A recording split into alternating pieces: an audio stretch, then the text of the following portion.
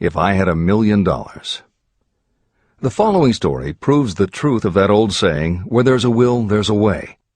It was told to me by that beloved educator and clergyman, Frank W. Gonzalez, who began his preaching career in the Stockyards region of Chicago. While Dr. Gonzalez was going through college, he observed many defects in our educational system, defects that he believed he could correct if he were the head of a college.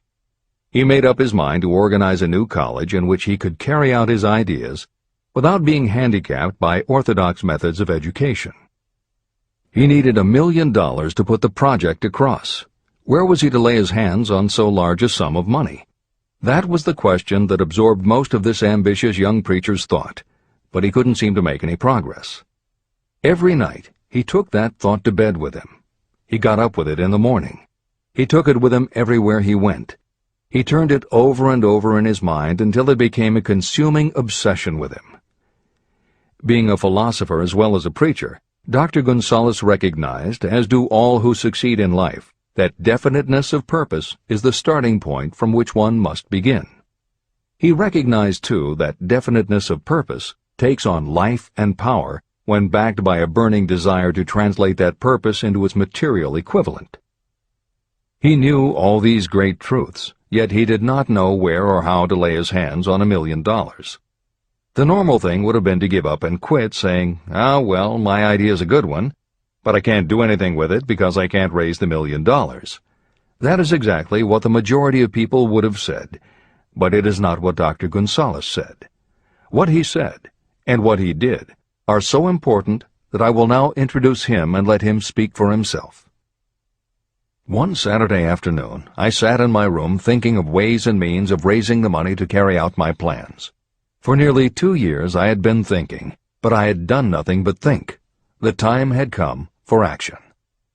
I made up my mind, then and there, that I would get the necessary $1,000,000 within a week.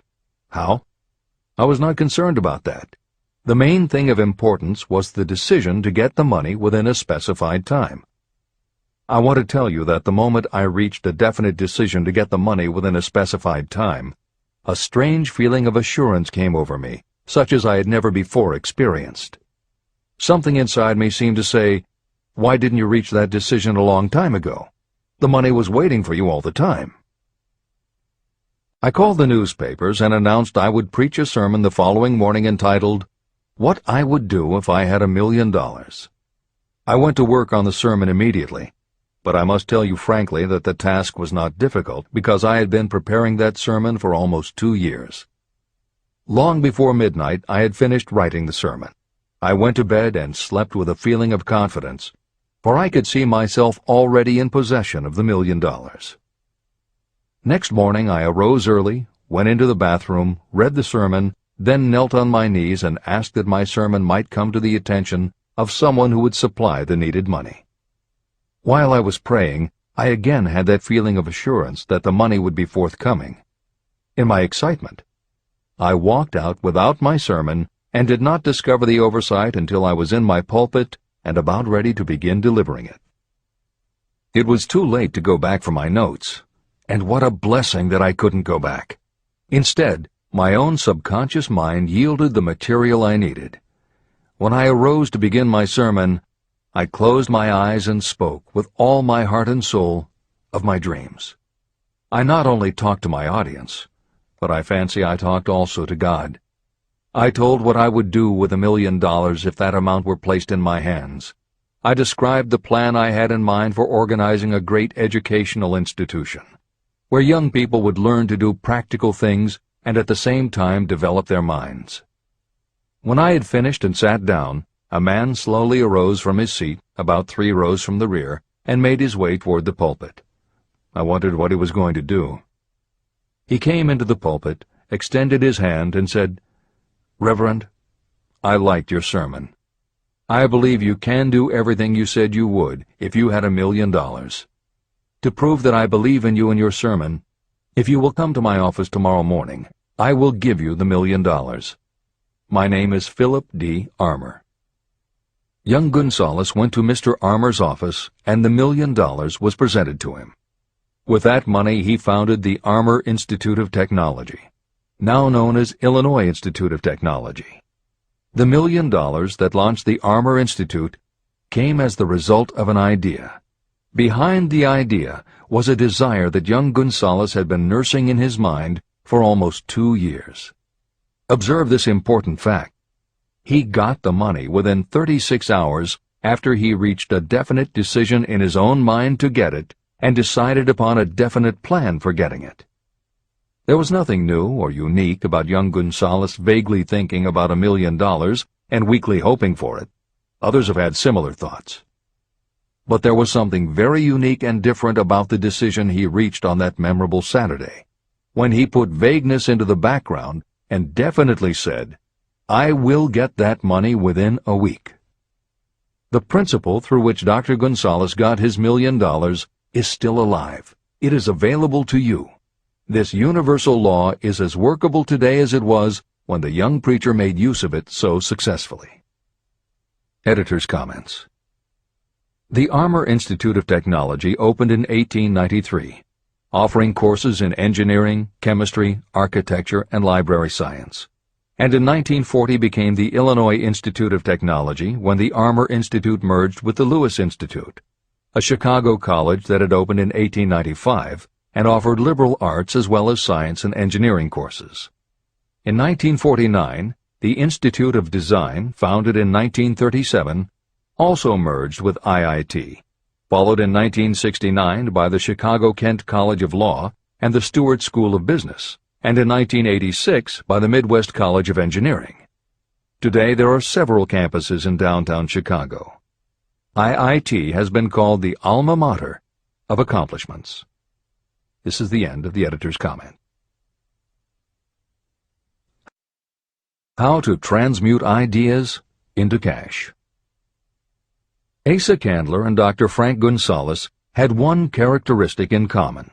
Both knew the astounding truth that ideas can be transmuted into cash through the power of definite purpose plus definite plans. If you are one of those who believe that hard work and honesty alone will bring riches, you can forget it. It is not true. Riches, when they come in huge quantities, are never the result of hard work alone. Riches come, if they come at all, in response to definite demands based upon the application of definite principles, and not by chance or luck. Generally speaking, an idea is a thought that prompts you to action because it appeals to your imagination. All master salespeople know that ideas can be sold where merchandise cannot. Ordinary salespeople do not know this. That is why they are ordinary. A publisher of low-priced books made a discovery that has been worth much to publishers.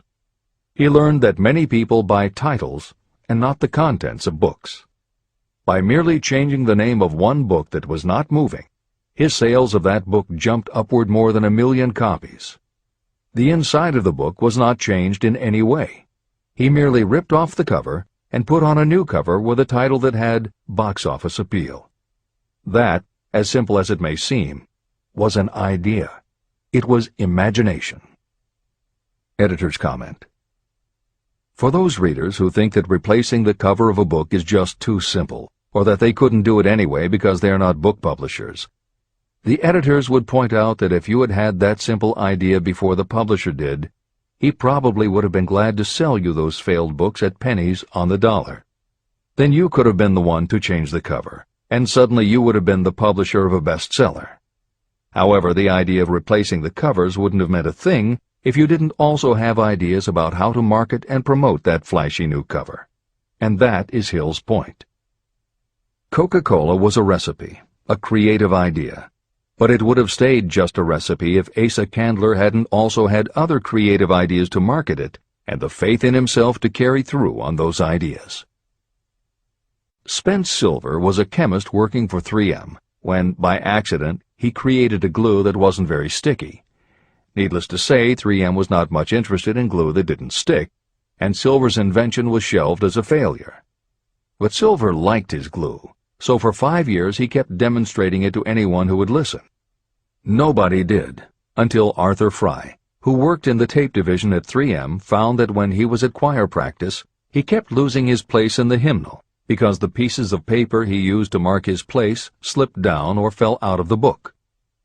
A little of Silver's not very sticky glue on the slips of paper, and they stayed where he wanted them, then peeled off easily when he was done. That was the eureka moment. They had just invented the world's best bookmark, Post-its. But that's not the end of the story, or the end of the imaginative ideas that were needed to make Post-its happen. Fry would also need perseverance. First, he had to convince the engineers to solve production problems, and to do it, he knocked a hole in his basement wall so he could install a prototype of the production equipment. He stuck with it, and finally, 2 years later, 3M gave the project to their marketing department. The marketing experts put together ads and brochures selling this sticky notepad idea and rolled it out in a 4-city test. The results were a disaster. Nobody got it, so nobody bought it. Who would pay money for scratch paper? The Post-it project was about to be scrapped when Jeffrey Nicholson and Joseph Ramey added their imaginations. Like Silver and Fry, Nicholson and Ramey had faith in the idea because they saw how people in their office fell in love with these little sticky pieces of paper once they started working with them. So Nicholson and Ramey went to Richmond, Virginia, one of the 4 test cities that had failed, and they went up and down the business district, going into offices and giving pads of Post-its to receptionists, secretaries, and anyone else who would listen. Whereas 3M's conventional marketing machinery had failed, giving Post-its to the people who would actually use them did the trick. Once those Richmond office workers started to use Post-its, it didn't seem like a bad idea at all to pay for scratch paper. They got it, and they bought it. The Richmond test turned from failure to success, and soon Post-its were sticking to everything around the world. Here's another simple idea that imagination turned into success. The story began with a man whose problem was just the opposite of Spence Silver's. This man had something that stuck too well. George de Mestral was a Swiss mountaineer who went hunting one day with his dog. But when they got home, they were both covered with burrs. The burrs were so difficult to remove that de Mestral put them under a magnifying glass to learn why. He saw that they were covered with tiny hooks which attached themselves to fur and fabric. That was when the flash hit. If burrs stuck where you didn't want them, why couldn't you put tiny hooks on things so they would stick where you did want them? Like everyone else mentioned in this book, de Mestral had an imaginative idea, but that was just the beginning. He also had the faith in himself to keep going when people laughed at his idea, which many did, until he eventually found a French textile plant that would help him do what he wanted. However, even when they finally worked out a way to use cotton fabric to make what they called locking tape, they couldn't afford to mass-produce it. And that's when de Mestral accidentally discovered that when you sew nylon under infrared light, it naturally made little hooks. Now they could manufacture it economically. All they needed was a name. One side was fuzzy like velvet, and the other side was crochet, the French word for hook. Take half vel and half crow, combine it with imagination. The result is Velcro, and a Swiss mountaineer becomes a business tycoon. The Sony Corporation once tried to make a very small stereo tape recorder that would work with standard-size cassettes, but they couldn't do it. They could make a small playback machine, but at the time the electronics needed to also make it a recording machine just couldn't be made small enough. They concluded that the design was a failure. Then one day Sony's honorary chairman, Masaru Ibuka, walked into the laboratory and saw that a few of the engineers were using the prototypes of the failed tape recorder to listen to music tapes. They didn't seem to care that it couldn't record. They just liked to be able to walk around listening to their favorite music. Then came the imaginative idea that made all the difference. Ibuka remembered that another division was working on lightweight headphones. That was the flash. Ibuka's imagination made the connection that the rest of the engineers had not. In Ibuka's view, they hadn't made a failed recorder. They had created a successful private stereo listener. They added the headphones, named it the Walkman, and it revolutionized both the music business and the electronics industry. Clarence Saunders was a grocery clerk in a small southern retail store. One day he was standing with a tray in his hands waiting his turn in a cafeteria. He had never earned more than $20 a week before then, and no one had ever noticed anything about him that indicated unusual ability, but something took place in his mind as he stood in the line of waiting people that put his imagination to work. That was when he came up with the idea that this same self-serve concept would also work at the grocery store. Clarence Saunders took the idea to his boss. Naturally, his boss told him he was crazy.